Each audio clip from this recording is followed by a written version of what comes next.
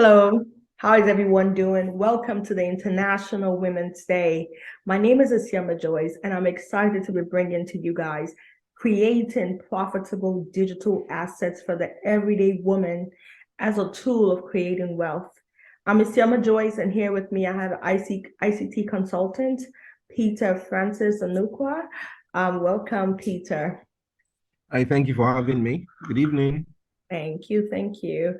Awesome. So we're going to begin our session today by just talking about what digital assets are, who is the everyday woman, and why is this important?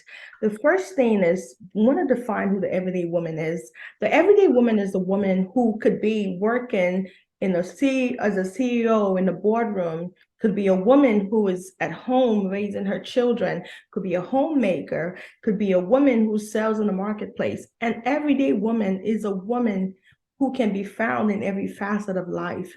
So what are digital assets? Digital assets are things that we create that would give us maximum impact and income for life. I'm going to let the ICT consultant here dive a little bit more into what digital assets are.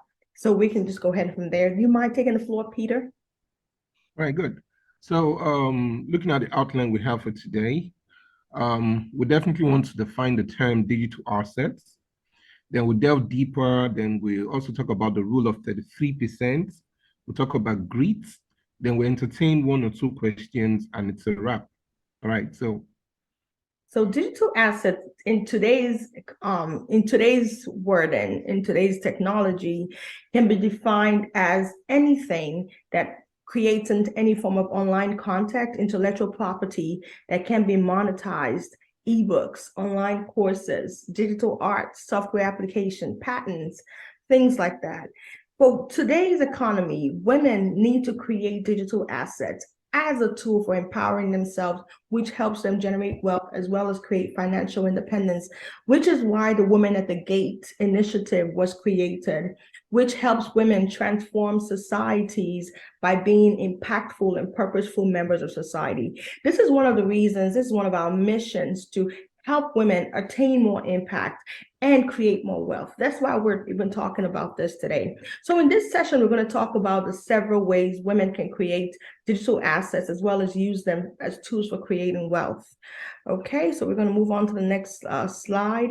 So I'm going to let Peter here just come in and kind of give us a little bit of ways that we can do this. all right. Thank you so much. So there are actually 5 steps I think we should call our attention to. All right. So step number 1 is actually identifying your niche. Then number 2 is creating valuable content. Step number 3, that's where you now start building your audience. So you need to build an audience. Then of course, the main goal here is to monetize your digital assets. All right. So once you run through step 1 all the way to step 4, we need to quickly remind our followers or our viewer that there's actually step 5, because apart from identifying your niche, creating valuable content, building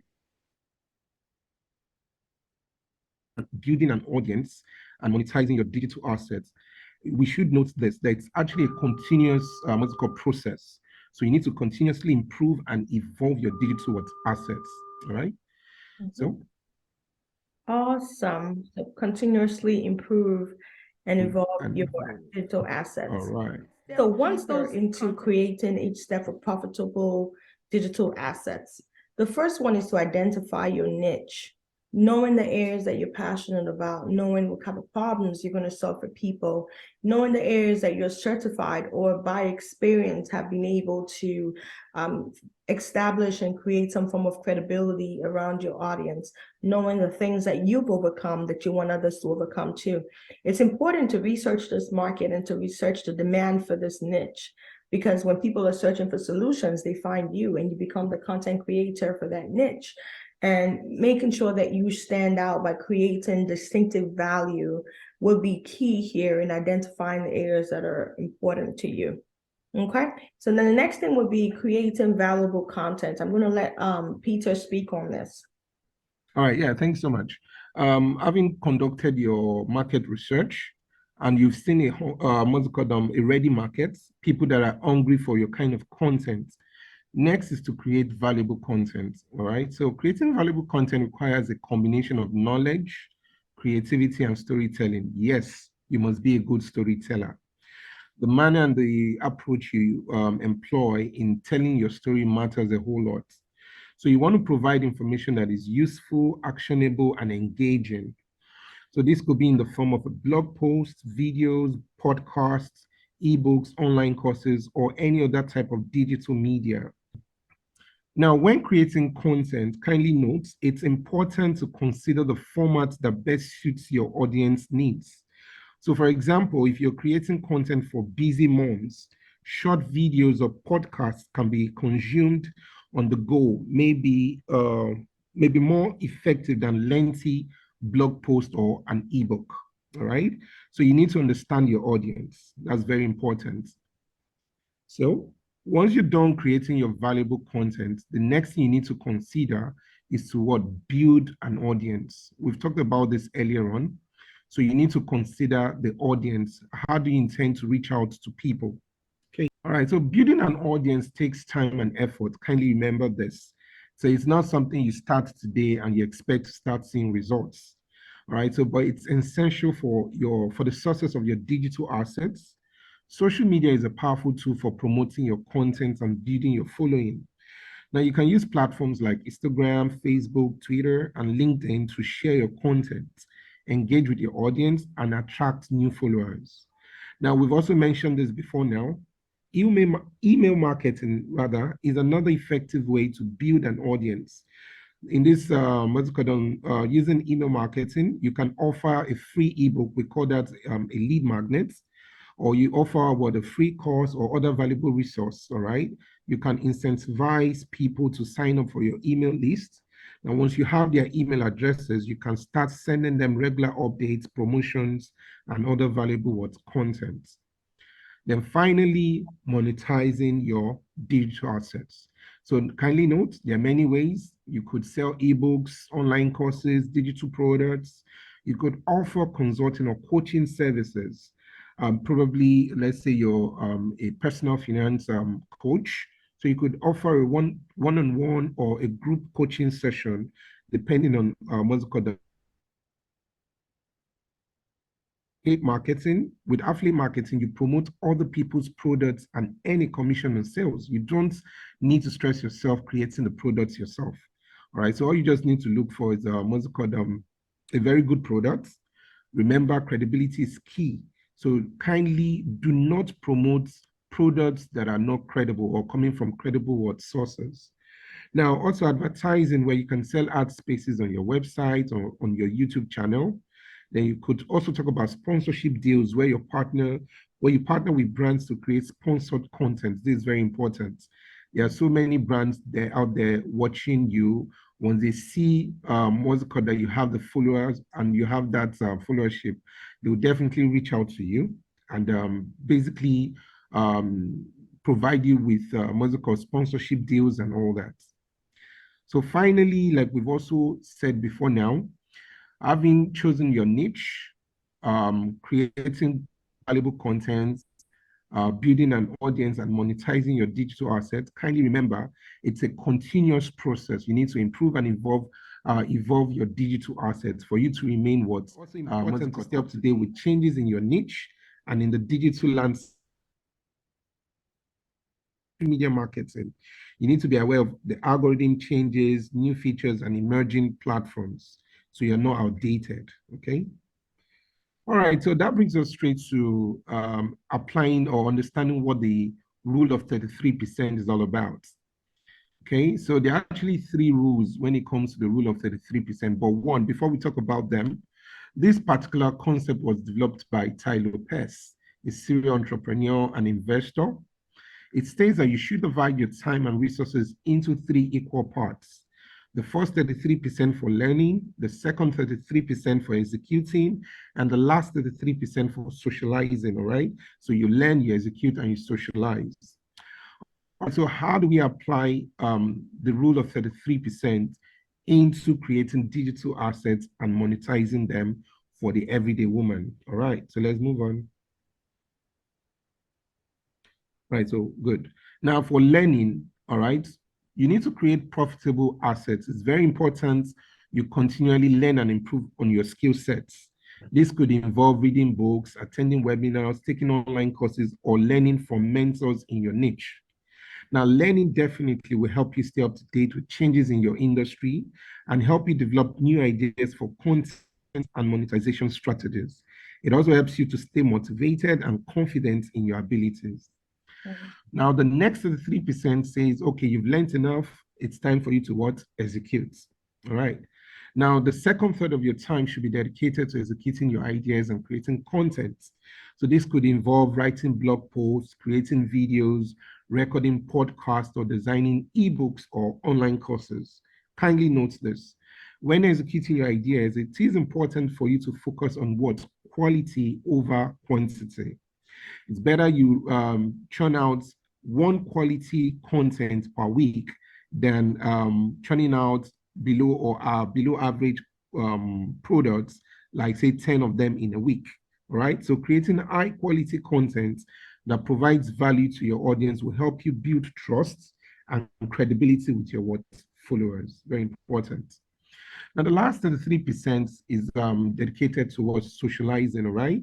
That is where you spend time building relationships with your audience, fellow content creators, and potential collaborators or partners. Now, socializing could involve engaging with your followers on social media, attending industry events or conferences, or collaborating with other content creators on projects or promotions.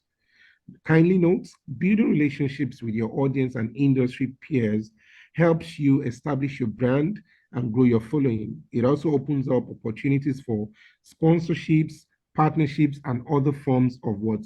Monetization. All right. Awesome. So now that we understand the rule of 33%, let's look at how we can apply it to creating profitable digital assets. So let's quickly So, I mean, this is profitable. Yeah, okay. Been very informative, hearing especially the rule of 33 and hearing how you evolve, you continue to evolve through the process. I think this is very key, and like you did say, it's not something that just happens once. Like you just said, following the rule of 33% can help you as a woman create digital assets that are both what profitable and what sustainable. It has to be sustainable, right? So you don't run out of what's it called business per se. Okay. Yes. All right. So understanding all this, the next thing I feel the average woman should know about is grit. All right. So what exactly is grit? So let's quickly go to grit. Okay. Yeah. So grit is very important in our day-to-day endeavors. All right. All right. So we're going to talk overall, about okay. grits. Yes. So he talked about how grits can play an important role in achieving success. So what is grit, first of all? Grit is being able to build resilience. Grit is knowing, this is where I am and I need to push to get to the next level. Grit is popularized by psychologist Angela Duckworth. She defines it as perseverance and passion for long-term goals. In other words, grit is the ability to stick with something even when it's difficult, boring, or frustrating. It's the willingness to put in the work, to put in the effort to achieve a goal, even when there are obstacles on the way. Grit is an important trait because it helps people achieve their goals, even when faced with setbacks and challenges. It allows them to keep going, even when things are tough, and to learn from their mistakes and failures. Okay, so what are some ways that you can develop grit? Find your passion. When you know your passion and you're passionate about something, it keeps you going. And the next one would be to start long-term goals. Have the long-term view in mind. Begin with the end in mind of what you want to accomplish. Set big, ambitious goals towards what you want to accomplish. Then you have to break down those goals into smaller steps. Big goals can be very intimidating, but once you break it down, they become more manageable. And you have to stay motivated. That's really the key, staying energized. And you do this by reading motivational books, watching videos, surrounding yourself with supportive people. Then you need to be able to embrace failure. Failure is a natural part of the process.